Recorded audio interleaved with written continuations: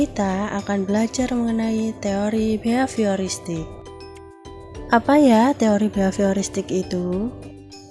Teori behavioristik adalah sebuah pendekatan psikologi pendidikan yang mengedepankan bahwa perubahan perilaku individu sebagai hasil proses pembelajaran. Teori behavioristik dikenal juga dengan teori belajar perilaku, karena analisis yang dilakukan pada perilaku yang tampak dapat diukur, dilukiskan, dan diramalkan. Behavioristik memandang bahwa belajar merupakan perubahan tingkah laku sebagai akibat adanya interaksi antar stimulus dan respon. Behavioristik mengutamakan pengukuran sebab pengukuran merupakan suatu hal yang penting untuk melihat terjadi tidaknya perubahan tingkah laku tersebut.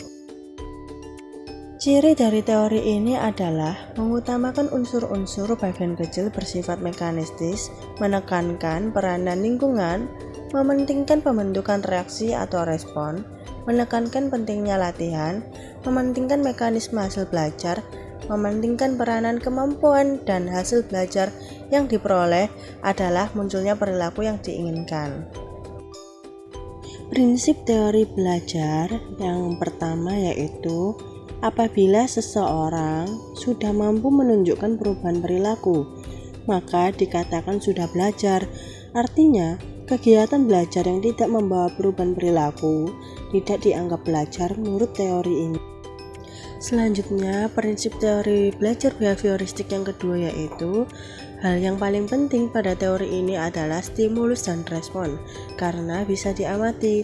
Hal selain stimulus dan respon tidak dianggap penting karena tidak bisa diamati. Prinsip teori belajar behavioristik yang ketiga yaitu adanya penguatan reinforcement, yaitu hal-hal yang bisa memperkuat respon. Penguatan bisa berupa penguatan positif dan negatif. Contoh penerapan teori behavioristik dalam pembelajaran yaitu yang pertama, dalam pembelajaran digunakan shaping, yaitu aktivitas belajar diuraikan dalam bentuk bagian-bagian kecil kegiatan yang terus berjalan berurutan hingga suatu perilaku belajar yang diinginkan terbentuk. Setiap bagian belajar berhasil dicapai atau ada peningkatan respon, guru memberikan penguatan reinforcement dengan memberikan hadiah reward yang berarti. Hadiah hanya akan diberi lagi jika ada peningkatan perilaku, begitu seterusnya hingga tujuan belajar tercapai. Yang kedua, hasil evaluasi belajar harus segera diberitahukan kepada siswa agar dapat menjadi penguat reinforcer, karena siswa akan dapat mengukur perilaku belajarnya dengan konsekuensi hasil belajar yang ia peroleh. Yang ketiga, dalam proses pembelajaran tidak digunakan hukuman. Guru perlu menciptakan lingkungan sosial yang kondusif untuk belajar dengan menetapkan aturan-aturan perilaku yang boleh dan tidak selama proses pembelajaran, dan menetapkan rutinitas yang menjadi komitmen bersama. Dalam teori behavioristik, stimulus dan respon adalah dua komponen penting dalam proses belajar. Stimulus adalah segala yang memicu perilaku yang dapat berasal dari lingkungan eksternal seperti gambar, suara, atau alat peraga, atau internal seperti emosi atau pikiran. Stimulus dapat memicu tingkah laku yang berbeda setiap individu. Respon adalah perilaku yang terlihat atau reaksi fisik yang dilakukan oleh individu terhadap stimulus yang diberikan. Respon dapat berupa tindakan, suara, atau emosi.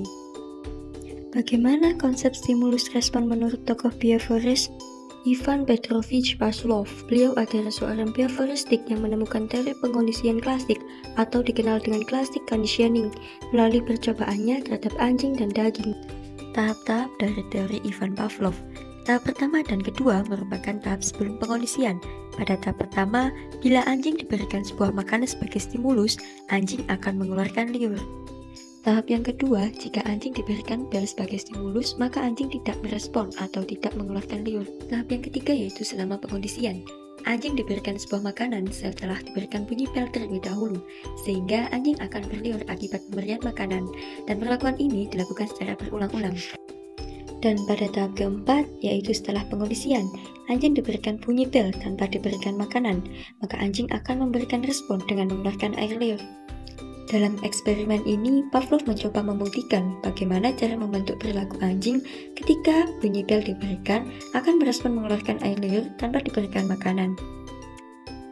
Penjelasan tahapan teori Pavlov.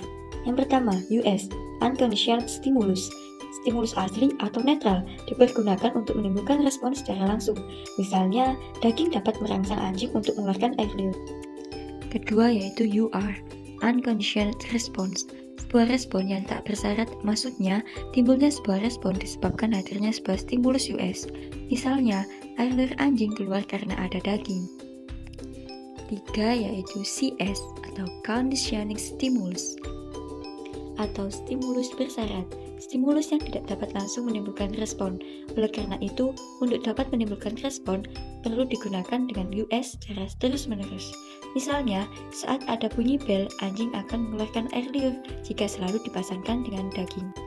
Dan yang keempat yaitu CR, Conditioning Response atau respon bersyarat, yaitu respon yang muncul karena disebabkan hadirnya CS.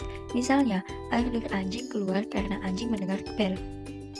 John Broadus Watson, beliau adalah penemu teori terapan pengondisian klasik atau terapan classical conditioning melalui percobaannya terhadap anak berusia 9 bulan dengan tikus putih.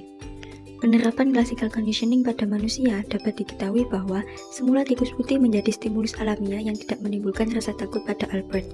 Setelah dikondisikan atau dikaitkan dengan suara keras, pukulan bel berkali-kali, tikus putih akhirnya menimbulkan perasaan takut pada Albert. Edward Lee Thorndike, beliau adalah penemu teori koneksionisme melalui percobaannya dengan memasukkan kucing yang lapar ke dalam puzzle box dan di luar diletakkan daging.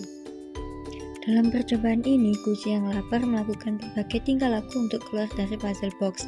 Pada saat tidak sengaja dia menginjak tombol, pintu puzzle box terbuka dan kucing keluar untuk makan daging yang telah disediakan. Dari eksperimen ini dapat disimpulkan bila belajar dapat terjadi dengan dibentuknya hubungan atau ikatan atau koneksi netral yang kuat antara stimulus dan respon. Dengan ini, maka teori Thorndike disebut teori koneksionisme. Bruce Frederick Skinner, beliau adalah penemu teori beperang conditioning melalui eksperimennya terhadap tikus yang lapar di sebuah puzzle box dengan dilengkapi berbagai tombol. Dalam eksperimennya, tikus yang lapar tidak bisa diam, ia mencoba memencet berbagai tombol dan ia berhasil memencet tombol yang mendatangkan makanan. Selanjutnya ia memencet tombol yang lainnya, tidak mendapatkan makanan, dan suatu saat ia tidak mendapatkan makanan juga, justru ia mendapatkan sengatan listrik.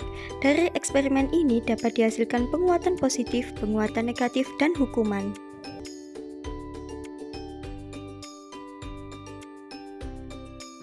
Ivan Bartovich Pavlov mengemukakan bahwa individu dapat dikendalikan dengan cara stimulus alami yang tepat untuk mendapatkan respon yang diinginkan, sedangkan individu tidak sadar dikendalikan oleh stimulus yang berasal dari luar dirinya. Menurut John Broadus Watson, belajar adalah proses refleks yang terjadi atau respon bersyarat melalui stimulus pengganti. Semua tingkah laku lainnya terbentuk oleh hubungan stimulus respon baru melalui conditioning. Salah seorang tokoh terkemuka penerus Watson dan pengembang teori behaviorisme adalah B.F. Skinner yang berkeyakinan bahwa pengaruh lingkungan jauh lebih besar dalam menentukan kepribadian seseorang dibandingkan warisan gen yang diturunkan. Edward Lee Thorndike mengutarakan bila bentuk paling dasar dari belajar adalah trial and error learning atau selection and conditioning learning dan berlangsung menurut hukum-hukum tertentu. Ada 3 hukum belajar yang utama menurut Thorndike, yakni 1. Hukum efek, 2. Hukum latihan, 3. Hukum kesiapan. Bruce Frederick Skinner menyatakan bahwa hukuman hanya menekan atau menghilangkan perilaku selama hukuman diberikan, namun akan kembali lagi ketika hukuman tidak diberikan. Dengan kata lain, hukuman tidak efektif dalam membentuk perilaku yang diinginkan dalam jangka panjang. Skinner mengajukan agar lingkungan diubah, yaitu dengan mengondisikan penguat, sehingga tidak perlu ada hukuman. 3 hukum dasar menurut Skinner: 1. Penguatan positif, 2. Penguatan negatif, 3. Hukuman.